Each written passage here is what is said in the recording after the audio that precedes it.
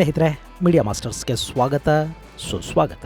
ಗೆಳೆಯರೆ, ಯಾರ್ಯಾರಿಗೆ ಯಾವ್ಯಾವ ಭಾಷೆ ಅರ್ಥ ಆಗುತ್ತೋ ಅದೇ ಭಾಷೆಯಲ್ಲಿ ಅವರನ್ನು ಮಾತಾಡಿಸ್ಬೇಕು, ಅದೇ ಭಾಷೆಯಲ್ಲಿ ಅವರಿಗೆ ಉತ್ತರ ಕೊಡ್ತಾ ಹೋಗಬೇಕು. ಈಗ ನೋಡಿ, ಚೈನಾ ಭಾರತದ ಜೊತೆ ಉತ್ತಮ ವ್ಯಾಪಾರವನ್ನು ಬಯಸುತ್ತೆ. ನಾವು ನೀವು ಫ್ರೆಂಡ್ಸ್ ಅಲ್ವಾ ಅನ್ನತ್ತೆ. ಹಾಗೆ ಪಾಕಿಸ್ತಾನದ ನೆರವಿಗೆ ನಿಂತು ಭಾರತದ ವಿರುದ್ಧ ಪಿತೂರಿನೂ ಮಾಡುತ್ತೆ. ಅಂಥ ಚೈನಾನ ಹ್ಯಾಂಡಲ್ ಮಾಡಬೇಕು ಅಂದ್ರೆ ಚೈನಾದ ಬಲಹೀನತೆಯನ್ನು ಗುರುತಿಸಿ ಅದರ ಮೇಲೆ ಹೊಡೆತ ಕೊಡೋದಕ್ಕೆ ನಾವು ಸಿದ್ಧ ಇದ್ದೀವಿ ಅನ್ನೋದನ್ನ ಅವರಿಗೆ ಮನವರಿಕೆ ಮಾಡಿಕೊಡ್ಬೇಕು. ಚೈನಾದ ಶತ್ರುಗಳ ಜೊತೆ ಸಂಬಂಧಗಳನ್ನು ಉತ್ತಮಗೊಳಿಸ್ಕೋಬೇಕು. ಶತ್ರುವಿನ ಶತ್ರು ಮಿತ್ರ ಅಂತ ಚಾಣಕ್ಯ ಸುಮ್ಮನೆ ಏನು ಹೇಳಿಲ್ವಲ್ಲ. ಸೊ ಈಗ ಭಾರತ ಚೈನಾದ ವಿಷಯದಲ್ಲಿ ಅಂಥದ್ದೊಂದು ಡೇರಿಂಗ್ ಸ್ಟೆಪ್ ಅನ್ನು ಇಡ್ತಾ ಇದೆ. ಮೊಟ್ಟ ಮೊದಲ ಬಾರಿಗೆ ಸೌತ್ ಚೀನಾ ಸಮುದ್ರದಲ್ಲಿ ಚೈನಾದ ಹೆಬ್ಬಾಗಿಲ ಬಳಿ ಭಾರತ ಫಿಲಿಪೀನ್ಸ್ ಜೊತೆ ಜಂಟಿ ನೌಕಾ ಗಸ್ತಿಗೆ ಹೋಗ್ತಾ ಇದೆ. ಅದಕ್ಕಾಗಿ ಭಾರತದ ಒಂದು ಯುದ್ಧ ನೌಕೆಗಳ ಫ್ಲೀಟ್ ಸೌತ್ ಚೀನಾ ಸಮುದ್ರದ ಮನಿಲಾದಲ್ಲಿ ಬೀಡುಬಿಡ್ತಾ ಇದೆ. ಹಾಗಾದ್ರೆ ಅಲ್ಲಿ ಭಾರತ ಏನು ಮಾಡೋದಕ್ಕೆ ಹೋಗ್ತಾ ಇದೆ? ಭೌಗೋಳಿಕ, ರಾಜಕೀಯ ಹಾಗೂ ಇಂಡೋ ಪೆಸಿಫಿಕ್ ಭಾಗದಲ್ಲಿ ಇದು ಭಾರತದ ಸನ್ನದ್ಧತೆಯನ್ನ ಮತ್ತು ಶಕ್ತಿಯನ್ನ ಹೇಗೆ ಎಸ್ಟಾಬ್ಲಿಷ್ ಮಾಡುತ್ತೆ ಬನ್ನಿ ನೋಡೋಣ. ನಿಮ್ಮಲ್ಲಿ ಸಾಕಷ್ಟು ಜನ ಯೂಟ್ಯೂಬ್ ಚಾನಲ್ಗಳನ್ನು ಮಾಡಬೇಕು ಅಂದ್ಕೊಂಡಿರ್ತೀರಿ, ಮತ್ತೆ ಕೆಲವರು ಈಗಾಗಲೇ ಚಾನಲ್ಗಳನ್ನು ಮಾಡಿರ್ತೀರಿ. ಆದರೆ ಅವುಗಳನ್ನು ಹೇಗೆ ಮುಂದುವರಿಸಬೇಕು ಅನ್ನೋ ಚಿಂತೆಯಲ್ಲಿರ್ತೀರಿ. ನಿಮಗಾಗಿನೇ ನಾವು 8 ದಿನಗಳ ಕಾಲ ಆನ್ಲೈನ್ ಯೂಟ್ಯೂಬ್ ತರಬೇತಿ ಕಾರ್ಯಕ್ರಮವನ್ನು ಆಯೋಜಿಸ್ತಾ ಇದ್ದೀವಿ. ಅದರಲ್ಲಿ script writing, voice, camera, video editing, channel optimisation, artificial ಇಂಟೆಲಿಜೆನ್ಸ್ನ ಬಳಕೆ, ಮಾನಿಟೈಸೇಷನ್, ಸೈಬರ್ ಸೆಕ್ಯೂರಿಟಿ, ಹೀಗೆ ನಾನಾ ವಿಷಯಗಳನ್ನ ನೀವು ಕಲಿಯೋದಕ್ಕೆ, ಅರ್ಥ ಮಾಡ್ಕೊಳ್ಳೋದಕ್ಕೆ ಸಾಧ್ಯ ಆಗುತ್ತೆ. ಆಗಸ್ಟ್ 4ರಿಂದ 8 ದಿನಗಳ ಕಾಲ ಆನ್ಲೈನ್ ಕ್ಲಾಸ್ಗಳು ನಡೆಯುತ್ತವೆ. ಹೆಚ್ಚಿನ ಮಾಹಿತಿಗಾಗಿ 9972379459 9972379459 ಸಂಖ್ಯೆಗೆ ಸಂಪರ್ಕಿಸಿ.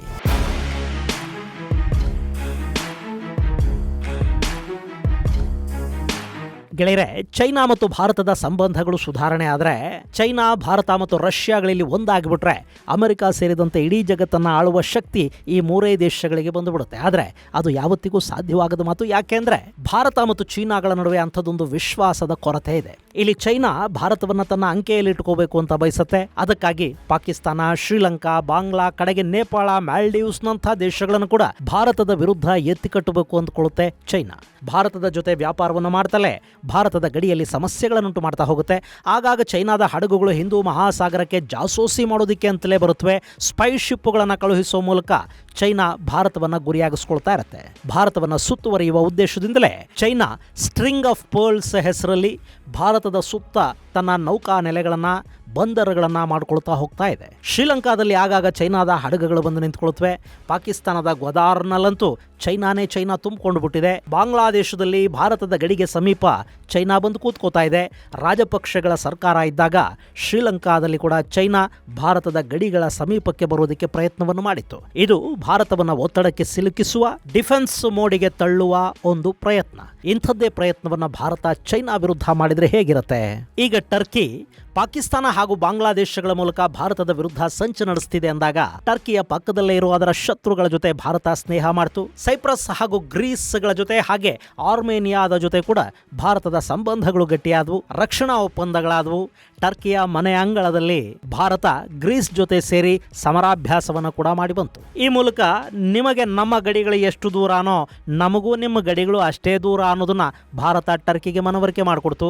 ಅದನ್ನೇ ಚೈನಾಗ ಮಾಡೋದಕ್ಕೆ ಸಾಧ್ಯ ಇಲ್ವಾ? ಯಾಕಾಗೋದಿಲ್ಲ? ಈಗ ಅದನ್ನೂ ಭಾರತ ಮಾಡೋದಕ್ಕೆ ಹೋಗ್ತಾ ಇದೆ.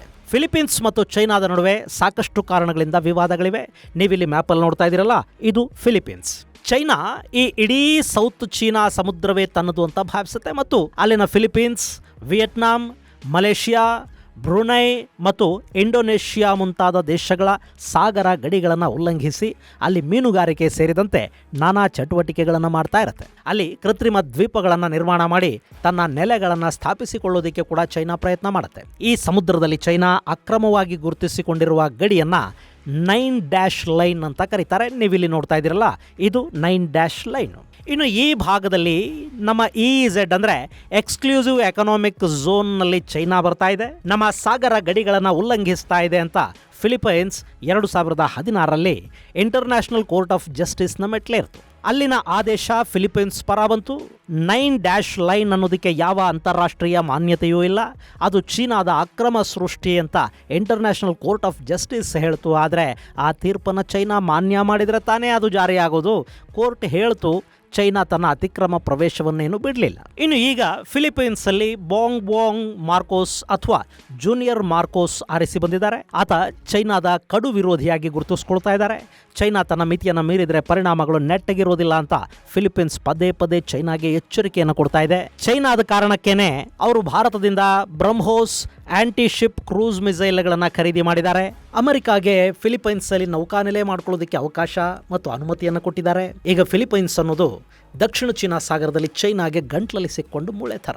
ಫಿಲಿಪೈನ್ಸ್ನ ಈಗ ಕ್ವಾಡ್ ಸದಸ್ಯ ದೇಶ ಮಾಡೋ ಪ್ರಯತ್ನಗಳು ಒಂದು ಕಡೆ ನಡೀತಿದ್ರೆ, ಫಿಲಿಪೈನ್ಸ್ ಅಮೆರಿಕ ಜೊತೆ ಸೇರಿ ಇಂಡೋ ಪೆಸಿಫಿಕ್ ಅಲ್ಲಿ ನ್ಯಾಟೋ ಥರದ ಒಂದು ಕೂಟವನ್ನು ರಚಿಸಿ ಅದಕ್ಕೆ ಸ್ಕ್ವಾಡ್ ಅನ್ನೋ ಹೆಸರನ್ನು ಕೊಡಲಾಗಿದೆ. ಈ ಸ್ಕ್ವಾಡ್ ಅಲ್ಲಿ ಭಾರತದ ಜಾಗದಲ್ಲಿ ಫಿಲಿಪೈನ್ಸ್ ಇದೆ. ಮಿಕ್ಕೆಲ್ಲ ಕ್ವಾಡ್ ದೇಶಗಳು ಅಂದ್ರೆ ಅಮೆರಿಕ, ಜಪಾನ್, ಆಸ್ಟ್ರೇಲಿಯಾಗಳ ಕೂಟದಲ್ಲಿವೆ. ಅದು ಇಂಡೋ ಪೆಸಿಫಿಕ್ ಅಲ್ಲಿ ನ್ಯಾಟೋ ಥರದ ಕೂಟ. ಈಗ ಅದಕ್ಕೂ ಭಾರತವನ್ನು ಆಹ್ವಾನಿಸುವ ಪ್ರಯತ್ನಗಳಾಗ್ತಾ ಇವೆ. ಇಂಥ ಫಿಲಿಪೈನ್ಸ್ ಜೊತೆ ದಕ್ಷಿಣ ಚೈನಾ ಸಮುದ್ರದಲ್ಲಿ ನೌಕಾ ಗಸ್ತನ್ನು ಮಾಡೋದಕ್ಕೆ ಭಾರತ ತನ್ನ ನೌಕಾಪಡೆಯನ್ನು ಕಳುಹಿಸಿಕೊಟ್ಟಿದೆ. ಅದರಲ್ಲಿ INS ಮೈಸೂರು ಅನ್ನೋ ಗೈಡೆಡ್ ಮಿಸೈಲ್ ಡೆಸ್ಟ್ರಾಯರ್ ಇದೆ. ಗೆಳೆಯರೆ, ಈ INS ಮೈಸೂರಿಗೆ ಬ್ರಹ್ಮೋಸ್ ಆಂಟಿಶಿಪ್ ಸೂಪರ್ಸಾನಿಕ್ ಕ್ರೂಸ್ ಮಿಸೈಲನ್ನು ಅಳವಡಿಸಲಾಗಿದೆ. INS ಕಿಲ್ತಾನ್ ಅನ್ನೋ ಆಂಟಿ ಸಬ್ಮರನ್ ವಾರ್ಫೇರ್ ಕಾರ್ವೆಟ್ ಇಲ್ಲಿದೆ. ಹಾಗೆ INS ಶಕ್ತಿ ಅನ್ನೋ ಫ್ಲೀಟ್ ಟ್ಯಾಂಕರ್ ಕೂಡ ಇದೆ.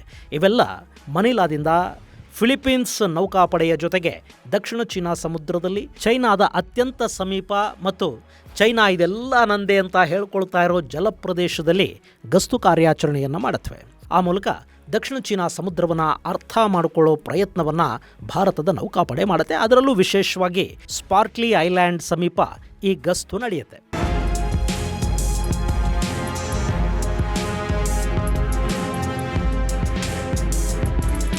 ಗೆಳೆಯರೆ, ದಕ್ಷಿಣ ಚೀನಾ ಸಮುದ್ರದಲ್ಲಿ ಇಂಥ ಕಾರ್ಯಾಚರಣೆಯಲ್ಲಿ ಮೊದಲ ಬಾರಿಗೆ ಭಾರತ ಭಾಗಿಯಾಗ್ತಾ ಇದೆ ಮತ್ತು ಇದು ಸಾಮಾನ್ಯವಾಗಿ ನಡೆಯುವ ಸಮರಾಭ್ಯಾಸ ಅಥವಾ ಗಸ್ತಿನಂಥ ಚಟುವಟಿಕೆ ಅಲ್ಲ.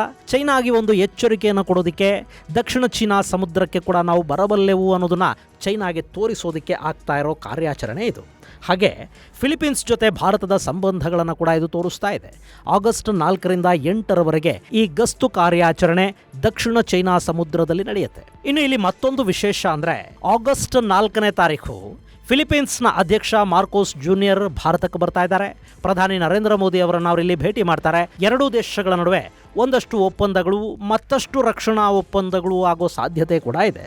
ಗೆಳೆಯರೆ, ಭಾರತ ಫಿಲಿಪೀನ್ಸ್ ಜೊತೆ ಮಾಡ್ತಾ ಇರೋ ಈ ಸಮುದ್ರ ಗಸ್ತಿದೆ ನೋಡಿ, ಇದು ಚೈನಾಗೆ ನೇರವಾಗಿ ಕೊಡ್ತಾ ಇರೋ ಒಂದು ಎಚ್ಚರಿಕೆ ಅಂದ್ರೆ ಖಂಡಿತ ತಪ್ಪೇನಾಗೋದಿಲ್ಲ. ಹೇಗೆ ಚೈನಾ ಭಾರತದ ಗಡಿಯಲ್ಲಿ ಮತ್ತು ಭಾರತದ ಜಲಗಡಿಗಳಲ್ಲಿ ನಮ್ಮ ಶತ್ರುಗಳ ಜೊತೆ ಸೇರಿ ಒಂದು ಒತ್ತಡವನ್ನು ಸೃಷ್ಟಿ ಮಾಡೋ ಪ್ರಯತ್ನವನ್ನ ಮಾಡ್ತಾ ಇರುತ್ತೋ, ಹೇಗೆ ನಮ್ಮ ಅಕ್ಕಪಕ್ಕದ ದೇಶಗಳಲ್ಲಿ ತಾನು ಬಂದು ಕೂತ್ಕೊಳ್ಳೋ ಮೂಲಕ ನಮ್ಮನ್ನ ಒತ್ತಡಕ್ಕೆ ತಳ್ಳಬೇಕು ಅಂತ ಅಂದ್ಕೊಳ್ಳುತ್ತೋ, ಹಾಗೆ ಈಗ ಭಾರತ ಕೂಡ ಚೈನಾದ ಅಕ್ಕಪಕ್ಕದ ದೇಶಗಳಲ್ಲಿ ತಾನು ಕೂಡ ಕೂತ್ಕೊಳ್ಳೋ ಪ್ರಯತ್ನವನ್ನು ಮಾಡ್ತಾ ಇದೆ. ಸ್ಟ್ರಿಂಗ್ ಆಫ್ ಪರ್ಲ್ಸ್ಗೆ ಪ್ರತಿಯಾಗಿ ಭಾರತ ನೆಕ್ಲೆಸ್ ಆಫ್ ಡೈಮಂಡ್ ಸ್ಟ್ರಾಟಜಿಯನ್ನು ಮಾಡಿದೆ. ಸಿಂಗಪೂರ್, ಫಿಲಿಪೀನ್ಸ್, ಜಪಾನ್, ಮಂಗೋಲಿಯಾದಲ್ಲಿ ಕೂಡ ಈಗ ಭಾರತದ ಪ್ರೆಸೆನ್ಸ್ ಇದೆ. ಹಾಗೆ ಚೈನಾದ ಬಂದರುಗಳಿಗೆ ಪ್ರತಿಯಾಗಿ ಭಾರತ ಕೂಡ ತನ್ನ ನೌಕಾನೆಲೆಗಳು, ಸಬ್ಮರಿನ್ಗಳಿಗೆ ಸಮುದ್ರದಲ್ಲಿ ಒಂದಷ್ಟು ಜಾಗಗಳನ್ನು ಮಾಡಿಕೊಂಡಿದೆ. ಚೈನಾ ಜಿಬೋಟಿಯಲ್ಲಿದ್ದರೆ ಭಾರತ ಸೆಷಲ್ಸಲ್ಲಿ, ಮಾಲ್ಡೀವ್ಸಲ್ಲಿ, ಮಾರಿಷಸ್ಸಲ್ಲಿ ಜಾಗ ಮಾಡಿಕೊಂಡಿದೆ. ಗ್ವಾದಾರಲ್ಲಿ ಚೈನಾ ಇದ್ದರೆ ಚಾಬಹಾರಲ್ಲಿ ಭಾರತ ಇದೆ. ಶ್ರೀಲಂಕಾದಲ್ಲಿ ಕೂಡ ಒಂದು ಕಡೆ ಚೈನಾ ಇದ್ದರೆ ಮತ್ತೊಂದು ಕಡೆ ಭಾರತ ಇದೆ. ಹಾಗೆ ಅಂಡಮಾನ್ ನಿಕೋಬಾರ್ ಮೂಲಕ ಸ್ಟ್ರೈಟ್ ಆಫ್ ಮಲಕ್ಕಾನ ಕಂಟ್ರೋಲ್ ಮಾಡೋ ಶಕ್ತಿಯನ್ನು ಭಾರತ ಇಟ್ಕೊಂಡಿದೆ. ಇನ್ನು ಈಗ ಲಕ್ಷದ್ವೀಪದಲ್ಲಿ ಕೂಡ ಭಾರತ ಒಂದು ನೌಕಾನೆಲೆಯನ್ನು ಮಾಡಿಕೊಳ್ಳೋ ಮೂಲಕ ಹಿಂದೂ ಮಹಾಸಾಗರದಲ್ಲಿ ತನ್ನ ಶಕ್ತಿಯನ್ನು ಮತ್ತಷ್ಟು ಹೆಚ್ಚು ಮಾಡಿಕೊಳ್ಳೋ ಪ್ರಯತ್ನಕ್ಕೆ ಮುಂದಾಗ್ತಾ ಇದೆ. ಹಾಗೆ ಇಸ್ರೇಲಿನ ಹೈಫಾದಲ್ಲಿ ಕೂಡ ಭಾರತ ಕೂತಿದೆ. ಈ ಮೂಲಕ ಭಾರತ ಹಿಂದೂ ಮಹಾಸಾಗರದಲ್ಲಿ ಮತ್ತು ಇಂಡೋ ಪೆಸಿಫಿಕ್ ಭಾಗದಲ್ಲಿ ತಾನು ದೊಡ್ಡ ಶಕ್ತಿ ಅನ್ನೋದನ್ನು ತೋರಿಸ್ಕೊಳ್ತಾ ಇದೆ. ಒಂದು ಕಡೆ ಚೈನಾ ಜೊತೆ ರಾಜತಾಂತ್ರಿಕ ಮಾತುಕತೆಗಳನ್ನು ನಡೆಸ್ತಾ, ವ್ಯಾಪಾರವನ್ನೂ ಮಾಡ್ತಾ, ಚೈನಾದ ಕಂಪನಿಗಳಿಗೆ ಭಾರತದಲ್ಲಿ ಟೆಕ್ ಟ್ರಾನ್ಸ್ಫರ್ ಜೊತೆಗೆ ಹೂಡಿಕೆಗೆ ಅವಕಾಶಗಳನ್ನೂ ಕೊಡ್ತಾ, ಮತ್ತೊಂದು ಕಡೆ ತನ್ನ ಸೇನಾ ಶಕ್ತಿಯನ್ನು ಕೂಡ ಭಾರತ ಪ್ರದರ್ಶಿಸ್ತಾ ಇದೆ. ಅವರವರಿಗೆ ಅವರವರದ್ದೇ ಭಾಷೆಯಲ್ಲಿ ಉತ್ತರ ಕೊಡೋದು ಅಂದರೆ ಇದೇ ತಾನೇ. ಇದು ಗೆಳೆಯರೆ, ಭಾರತ ಫಿಲಿಪೀನ್ಸ್ ಜೊತೆ ದಕ್ಷಿಣ ಚೀನಾ ಸಮುದ್ರದಲ್ಲಿ ಮಾಡೋದಕ್ಕೆ ಹೋಗ್ತಾ ಇರೋ ಜಂಟಿ ನೌಕಾ ಗಸ್ತಿಗೆ ಸಂಬಂಧಪಟ್ಟ ಒಂದಷ್ಟು ಮಾಹಿತಿ. ಮುಂದಿನ ಸಂಚಿಕೆಯಲ್ಲಿ ಮತ್ತಷ್ಟು ವಿಶೇಷಗಳ ಜೊತೆ ಮತ್ತೆ ಭೇಟಿಯಾಗೋಣ. ಅಲ್ಲಿವರೆಗೆ ಜೈ ಹಿಂದ್, ಜೈ ಕರ್ನಾಟಕ.